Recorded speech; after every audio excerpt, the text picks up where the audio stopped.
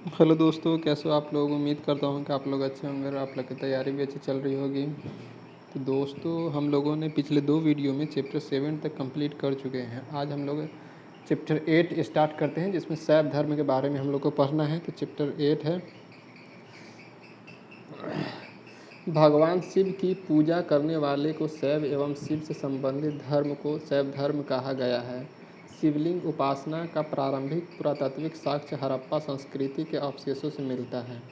ऋग्वेद में शिव के लिए रुद्र नामक देवता का उल्लेख है। ऋग्वेद में शिव के लिए रुद्र नामक देवता का उल्लेख है। अथर्ववेद में शिव को भव, सर्व, पशुपति एवं भूपति कहा गया है। लिंग पूजा का पहला स्पष्ट वर्णन मत्स्य पुराण से मिलता है। लिंग पूजा का पहला स्पष्ट वर्णन मत्स्य पुराण से मिलता है। महाभारत के अनुसार अनुशासन पर्व में भी लिंग पूजा का वर्णन मिलता है। महाभारत के अनुशासन पर्व में भी लिंग पूजा का वर्णन मिलता है।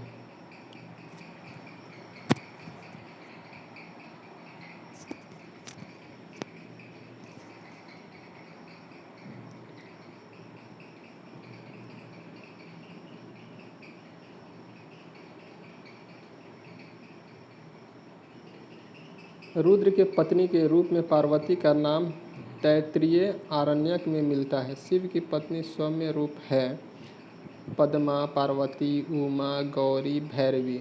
वामन पुराण में शैव संप्रदाय की संख्या 4 बताई गई है। वामन पुराण में ये है, पशुपत है, कपालिक है, कालामुख है, लिंगायत है। ठीक है, पशुपति संप्रदाय का सर्वाधिक प्राचीन संप्रदाय है। इसके संस्थापक लकुलिस थे, जिन्हें भगवान शिव के 18वां अवतार में से एक माना जाता है। पशुपति संप्रदाय के अनुयायियों को पंचार्थिक कहा गया है। इस मत का प्रमुख सैद्धांतिक ग्रंथ पशुपत सूत्र है।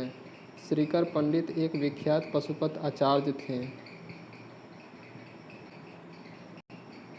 कपालिक संप्रदाय के इष्ट देव भैरव थे। इस संप्रदाय का प्रमुख केंद्र श्रीशैल नामक स्थान था। हम लोग ये देख लेते हैं संप्रदाय और संस्थापक। तो आजीवक संप्रदाय के संस्थापक थे मखली पुत्र गौशाला। घोड़ अक्रियवाद के संस्थापक थे पूरण कश्यप। यदीक्षावाद के आचार्य अजित थे। भौतिकवादी के पंकुश कछायन और भौतिक दर्शन के अनिश्चयवादी संजय वेठलीपुत्र के हैं। अनिश्चयवादी के संस्थापक है संजय वेठलीपुत्र।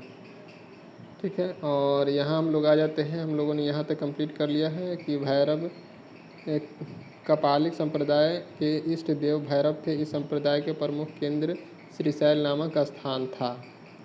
ठीक है, अब हम लोग आगे बढ़ जाते हैं।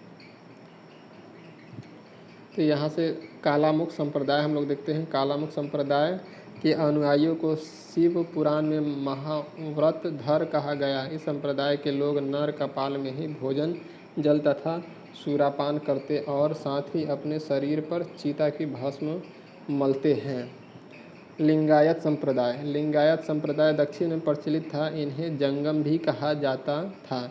इस संप्रदाय के लोग शिव लिंग की उपासना करते थे। शून्य संपादने लिंगायत का मुख्य धार्मिक ग्रंथ है।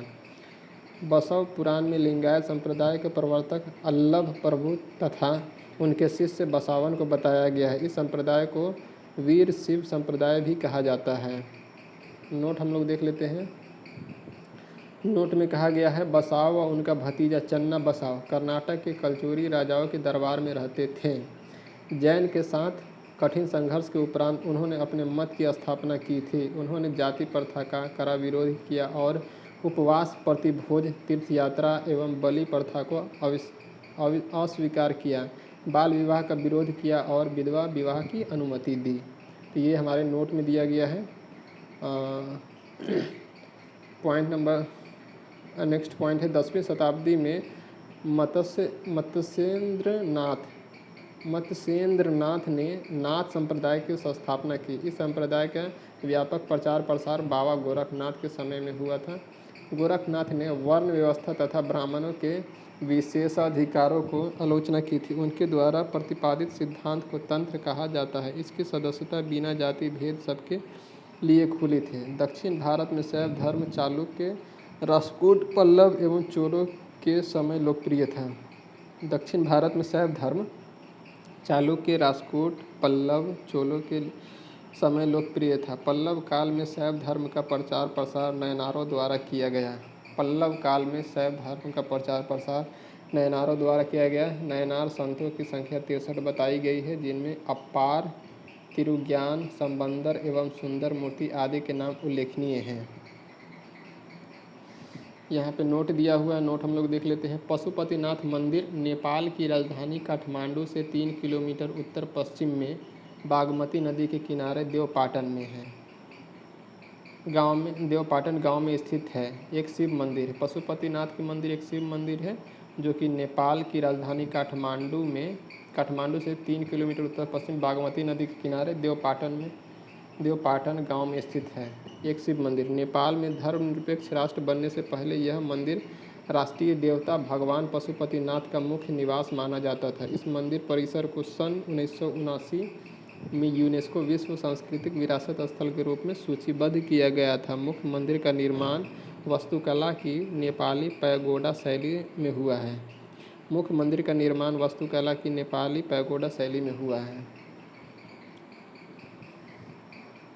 एलोरा के प्रसिद्ध कैलाश मंदिर का निर्माण राष्ट्रकूटों ने करवाया था। एलोरा के प्रसिद्ध कैलाश मंदिर का निर्माण राष्ट्रकूटों ने करवाया था। चोल शासक राजराज प्रथम ने तंजौर में प्रसिद्ध राजराजेश्वर शैव मंदिर का निर्माण करवाया।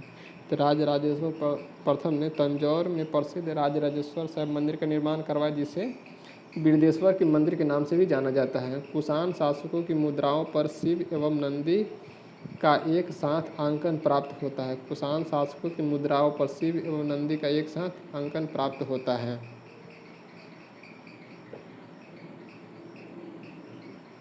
शिया अली की शिक्षाओं में विश्वास करते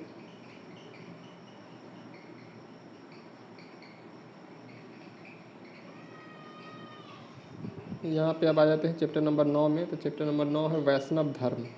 वैष्णव धर्म के विषय में प्रारंभिक जानकारी उपनिषदों से मिलती है। इसका विकास भगवत धर्म से हुआ है। नारायण के पूजक मूलतः पंचरात्र कहे जाते थे। वैष्णव धर्म के प्रवर्तक कृष्ण थे, जो वृषण कबीले के थे और जिनका निवास स्थान मथुरा था। कृष्ण का उल्लेख सर्वप्रथम छांदोग्य उपनिषद में देवकी के पुत्र और अंगिरस के शिष्य के रूप में हुआ है। वसुदेव कृष्ण का सबसे प्रारंभिक उल्लेख बेसरनगर स्तंभ अभिलेख में पाया गया है। विष्णु के 10 अवतार का उल्लेख मत्स्य पुराण में मिलता है।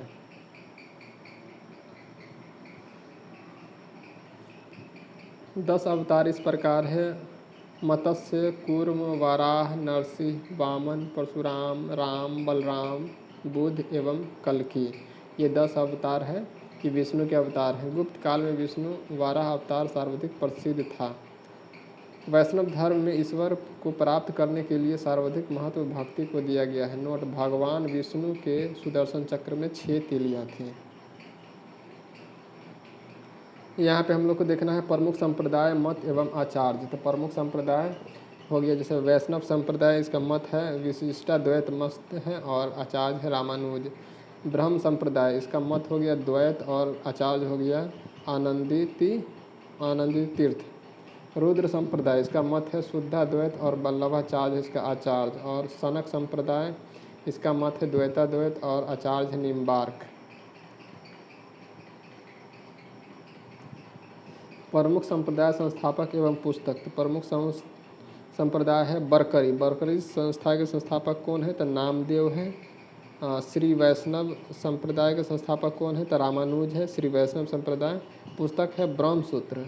और परमार्थ संप्रदाय के संस्थापक है रामदास, इसका पुस्तक है दास बोध। और राम भक्त संप्रदाय के संस्थापक है रामानंद और इसका पुस्तक है अध्यात्म रामायण।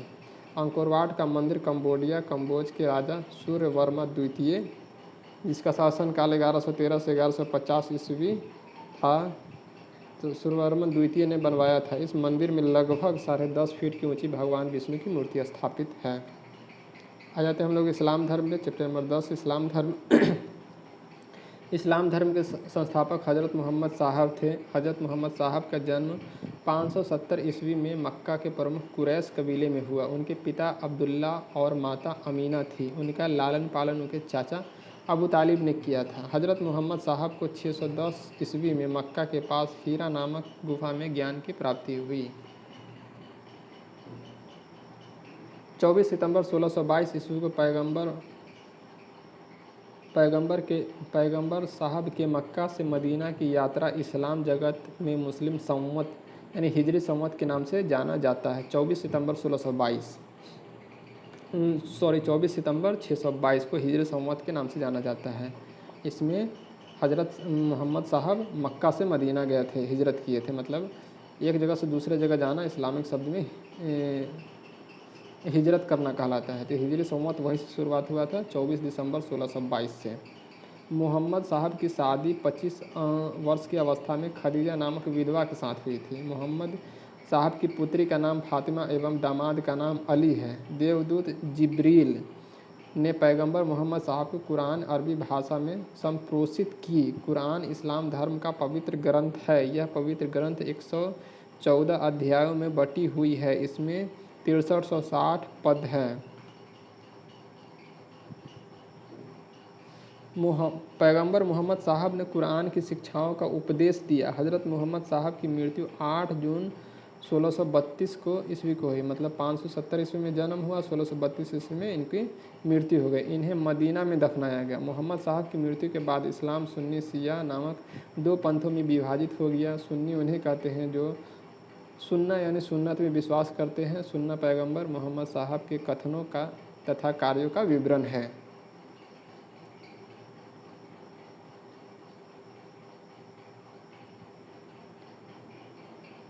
शिया अली की शिक्षाओं में विश्वास करते हैं तथा उन्हें मोहम्मद साहब का न्याय सम्मत उत्तराधिकारी मानते हैं। अली मोहम्मद साहब के दामाद थे।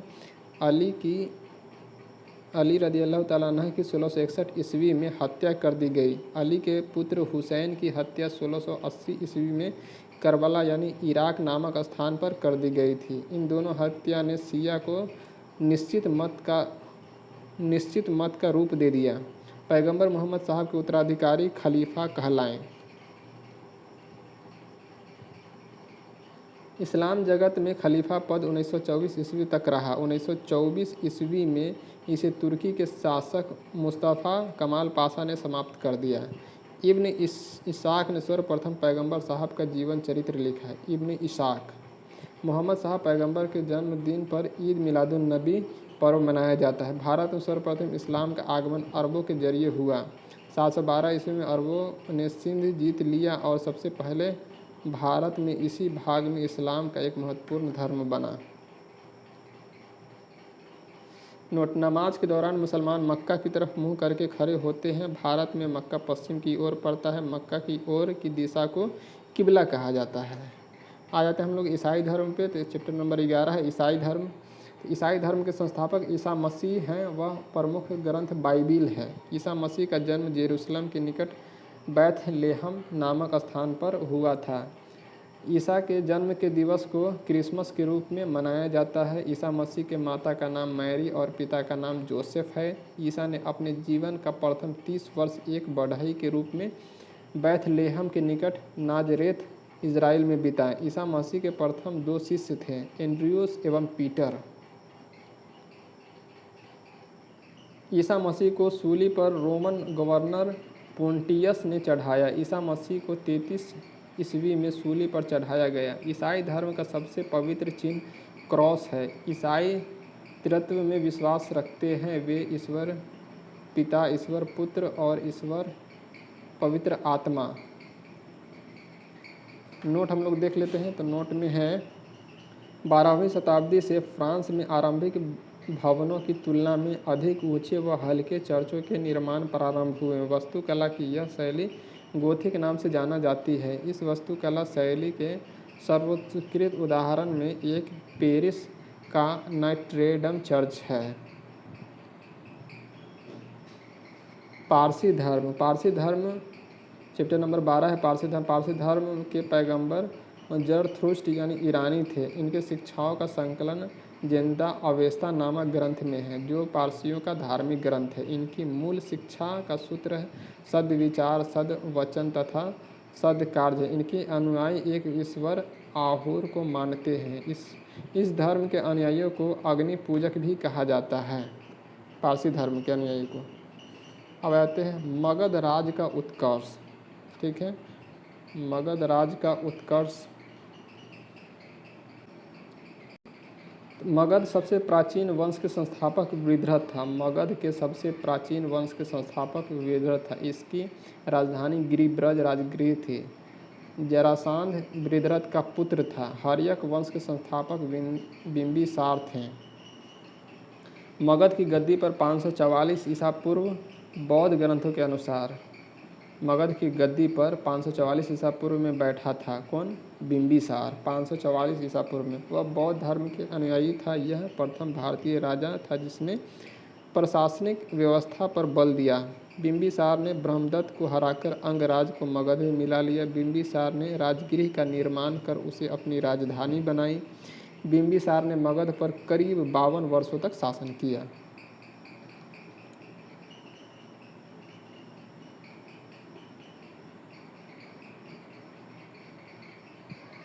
महात्मा बुद्ध की सेवा में बिंबिसार ने राजवैद्य जीवक को भेजा।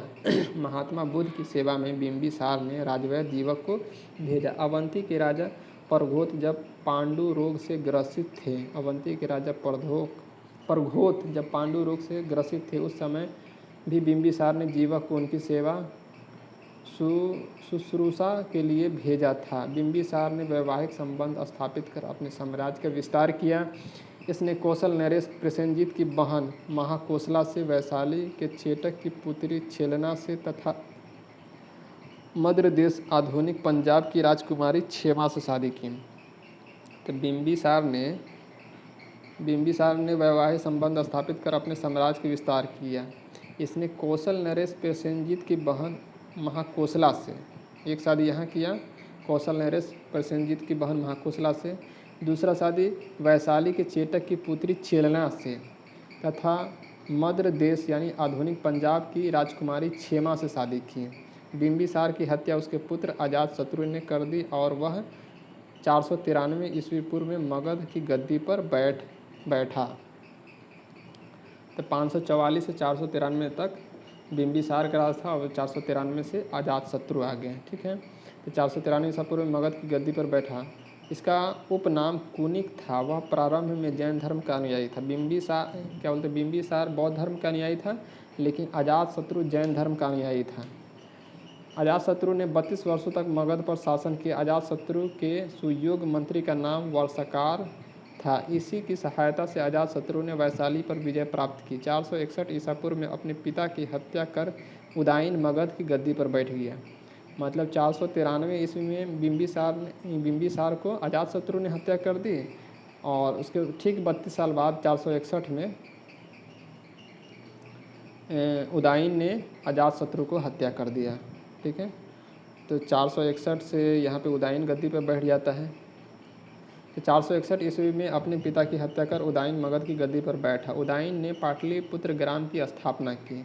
पाटलिपुत्र ग्राम की स्थापना कौन किया था? तो उदायीन ने किया था। वह जैन धर्म का अनुयायी था और हर्यक वंश का अंतिम राजा उदायीन का पुत्र नागदशक था। तो हर्यक वंश का अंतिम राजा उदायीन का पुत्र नागदशक था। नागदशक को उसके अमात्य शिशुनाग ने 412 ईसा पूर्व में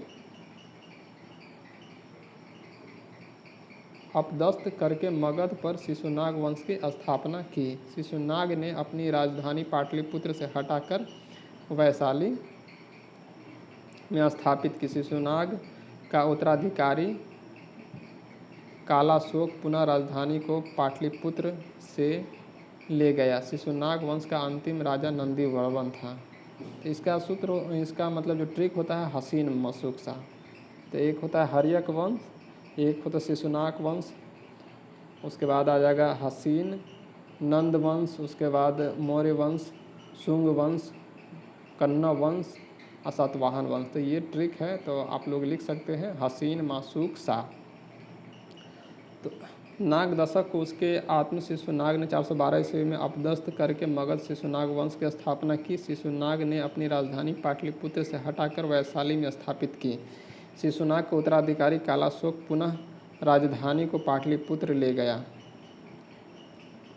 शिशुनाग का उत्तराधिकारी कालाशोक, शिशुनाग मतलब वैशाली ले गया था अपना राजधानी, लेकिन उसका जो उत्तराधिकारी कालाशोक आया वो पुनः राजधानी को पाटलिपुत्र ले गया था। शिशुनाग वंश का अंतिम राजा नंदी वर्धन था। नंद वंश का संस्थापक महाप्नवनंद ने एवं अंतिम शासक घनानंद था। नंद वंश का संस्थापक महाप्नवनंद था और अंतिम शासक घनानंद था। यह सिकंदर का समकालीन था। घनानंद सिकंदर का समकालीन था। इसे चंद्रगुप्त मौर्य ने युद्ध में पराजित किया और मगध पर एक नए वंश मौर्य वंश की स्थापना की। आ जाते हैं हम लोग सिकंदर के बारे में पढ़ लेते हैं। तो चैप्टर नंबर 14 है सिकंदर। सिकंदर का जन्म 536 ईस्वी पूर्व में हुआ। उसका पिता फिलिप था। फिलिप 359 ईसा पूर्व में मकदूनिया का शासक बना। इसकी हत्या 329 ईस्वी पूर्व में कर दी गई। सिकंदर अरस्तु का शिष्य था। सिकंदर किसका शिष्य था? तो अरस्तु का शिष्य था। सिकंदर ने भारत विजय का अभियान 326 ईसा पूर्व में प्रारंभ किया। सिकंदर का सेनापति सेल्यूकस निकेटर था। सेल्यूकस निकेटर का राजदूत कौन था? मेगास्थनीज था। ये याद रखना है। तो सिकंदर का सेनापति सेल्यूकस निकेटर था। सिकंदर को पंजाब के शासक पोरस के साथ युद्ध करना पड़ा, जिसे हाइडेस्पीज के युद्ध या झेलम बीतस्ता का युद्ध के नाम से जाना जाता है। झेलम यानी बीतस्ता के युद्ध के नाम से जाना जाता है। सिकंदर की सेना ने ब्यास नदी के पश्चिमी तट पर पहुंचकर उसे पार करने से इनकार कर दिया। ठीक है, सिकंदर की सेना ने किस नदी को पार करने से इनकार कर दिया था? तो ब्यास नदी को पार करने से इनकार कर दिया था। सिकंदर स्थल मार्ग द्वारा 325 ईसा पूर्व में भारत से लौटा। सिकंदर की मृत्यु 323 ईसा पूर्व में बेबीलोन में 33 वर्ष की अवस्था में हो गई। सिकंदर का जल सेनापति नाम निर्याकस था। सिकंदर का प्रिय घोड़ा बाऊ केफला था। इसी के नाम पर इसने झेलम नदी के तट पर बाऊ केफला नामक नगर बसाया था। मौर्य साम्राज्य 322 से 298 चंद्रगुप्त मौर्य का टाइम पीरियड है और मौर्य साम्राज्य का टाइम पीरियड है 322 से 185 ईस्वी तक, मतलब टोटल 137 वर्ष तक। मौर्य वंश का संस्थापक चंद्रगुप्त मौर्य का जन्म 345 ईस्वी पूर्व में हुआ था। मौर्य वंश का संस्थापक चंद्रगुप्त मौर्य का जन्म 345 ईस्वी पूर्व में हुआ था। जस्टिन ने चंद्रगुप्त मौर्य के सेंड्रियोकट्स कहा है। जस्टिन ने चंद्रगुप्त मौर्य के सेंड्रोकोटस कहा है, जिसकी पहचान विलियम जोन्स ने चंद्रगुप्त मौर्य से की है। तो जस्टिन ने चंद्रगुप्त मौर्य के सेंड्रोकोटस कहा है और पहचान विलियम जोन्स ने किया है, चंद्रगुप्त मौर्य से की है। विशाख दत्त कृत मुद्राक्ष में चंद्रगुप्त मौर्य के लिए वृषल यानी आशय निम्न कुल से उत्पन्न शब्द का प्रयोग किया गया है। घनानंद को हराने में चाणक्य यानी कौटिल्य विष्णुगुप्त ने चंद्रगुप्त मौर्य की मदद की थी।